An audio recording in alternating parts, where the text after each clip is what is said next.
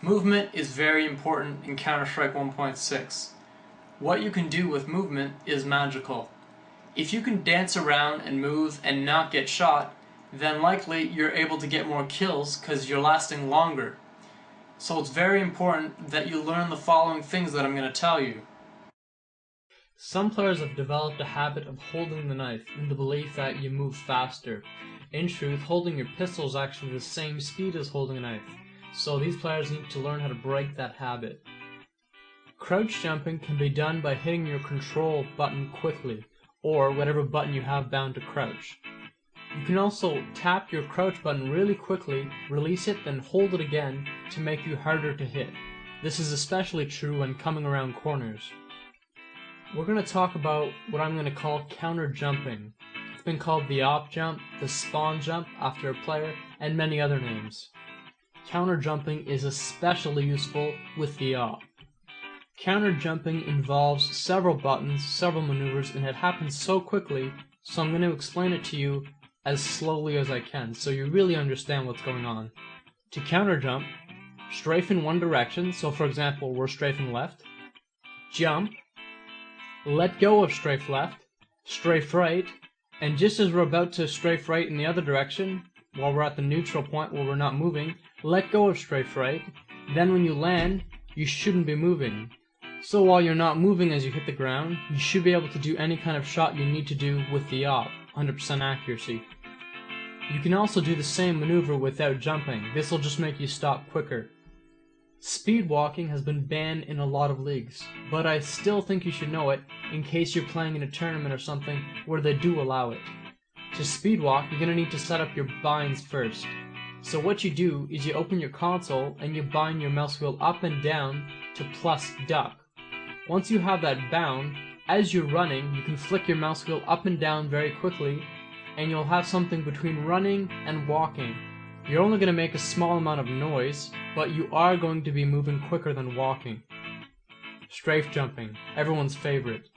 Strafe jumping is done when you run, you let go of run, and as you let go, you hit jump, and you immediately strafe in one direction.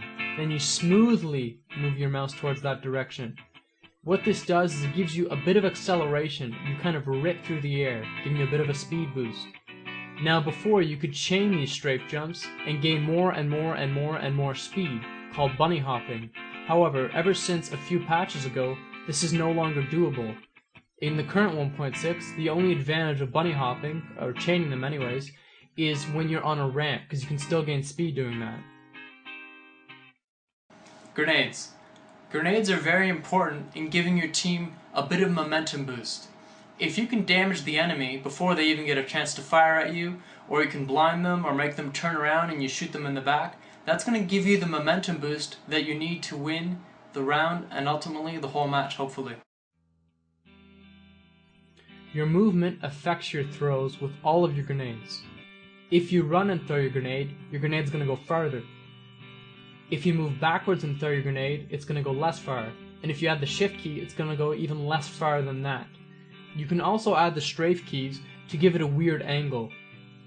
The slow flash, as the name implies, is when you throw your flashbang slowly and it appears on the enemy's screen and immediately goes off, giving the enemy no chance to turn around.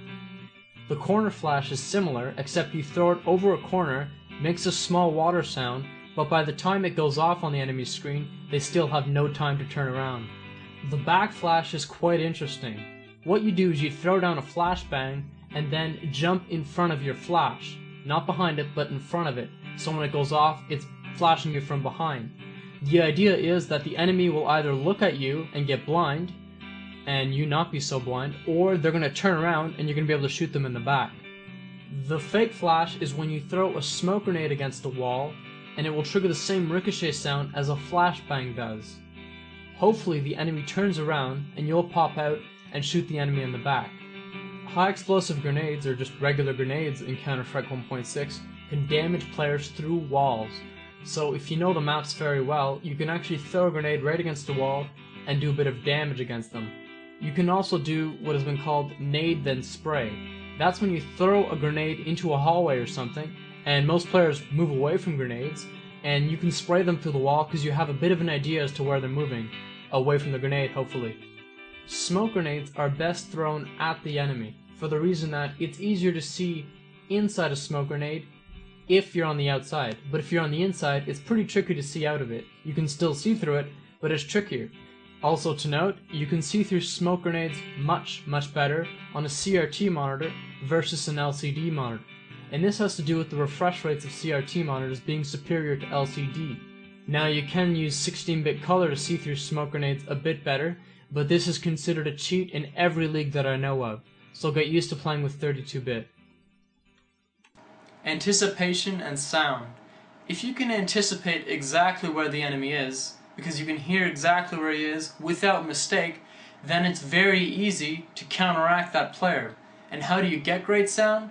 You get great sound by having good headphones and a good sound card. When it comes to good headsets and good headphones, you can buy a nice high-end Sennheiser headphones and those sound fantastic, or you can buy something like PC150s by Sennheiser and those are only about $100, but they sound pretty good for the price, and it's almost the most popular headphone set that I've seen in Counter-Strike players that play in tournaments. Any kind of onboard sound card isn't going to sound that great. The bass will be flat, the treble will be just not quite as vibrant as you'd like it to be, and overall the sound just doesn't sound nearly as good as a good sound card. I've tried some no-name sound cards, some Oddigies, some XFIs, and I have to say that the XFI is quite a bit better than everything else. Just a bit better than the Oddigi, but noticeably better. And that's why I'm going to recommend that you get a sound card that has an XFI chip in it. It doesn't have to be from Creative, although they do make the chip, but you can spend about $40 or $50 and get yourself an XFI sound card and really give you that edge that you need. Thank you so much for watching my video. This is Jonathan Menard, Swizzer, as I go on the internet. I encourage you to practice, watch this video again if you missed something perhaps, and I really would like to remind you not to cheat. You don't have to cheat to be a better Counter-Strike player, especially if you plan on playing LAN tournaments where everyone's going to be looking over your shoulder. Take care. I invite you to subscribe to my videos. It helps me and it helps you. It helps you because when you sign into YouTube, if I have another video, it's going to show up there right away, so you don't have to constantly check my channel. And it helps me because it improves my odds at getting a YouTube membership. And with that said, I wish you good luck and take care.